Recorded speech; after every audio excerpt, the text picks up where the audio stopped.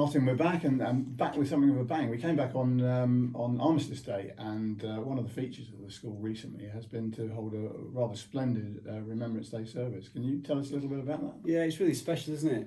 We did it on Monday. I was a little bit apprehensive because I thought, with the students having had 2 weeks off, just wonder how quickly we can get them settled. But did a little practice in the morning, and yeah, 11 o'clock, led by our combined cadet force. We had a 2-minute silence out in the courtyard.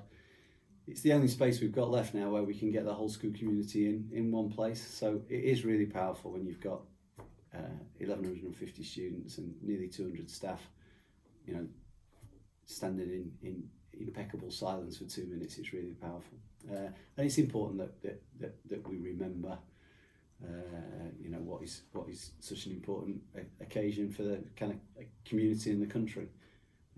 So yeah, really pleased with it again. It's an important thing that we do, but already we're kind of thinking how can we build on it for next year. So I'm considering next year inviting some parents in to share with it. And I've also already spoken to the history department. I think we need to do a bit more kind of education around what it stands for prior to the event. So I'm going to be asking the history department to do a week of assemblies in the run-up to Remembrance Day, Armistice Day, just so that the youngsters understand it a bit more. And you had some special guests. It's already a community event in that sense, with your guests that you had from some of our primary schools that are within our trust and from outside the trust, just in the local area. Tell us about that. So we had some of our feeder schools, and they're so important to us. So I think we had representation from Prince Rock and Salisbury Road and Highview. And then Matt Primary from within the trust came along as well, and the primary youngsters that come, they're our VIPs for the day. The students laid a wreath for us, and I just think it's nice to try and find excuses really to keep that continuity going. So we had youngsters at the service as young as 4, going right through to some of our sixth formers that are 18, 19. So it was nice. And it's not a service that the school puts on, it's a service that the students are part of. You mentioned the cadet forces, but also the epitaphs were read by a student, and the students played the last post as well. Yeah. So, I mean, it's an involvement, it's not just put on for the students. No, it's a student-run event, which is how it should be. And it's just a really nice thing to do, a really important thing to do.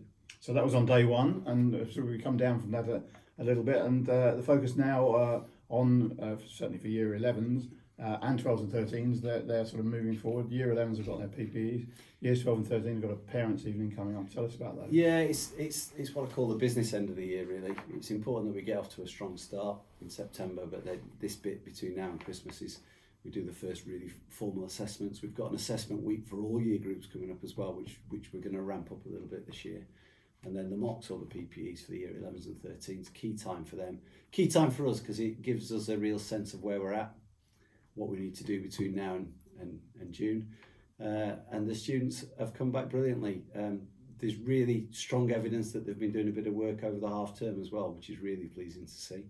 And then parents' evening is so important, right up to the sixth form, for us to get the parents in and really have those honest discussions about, he's doing great in this bit, she's not doing so well in that bit.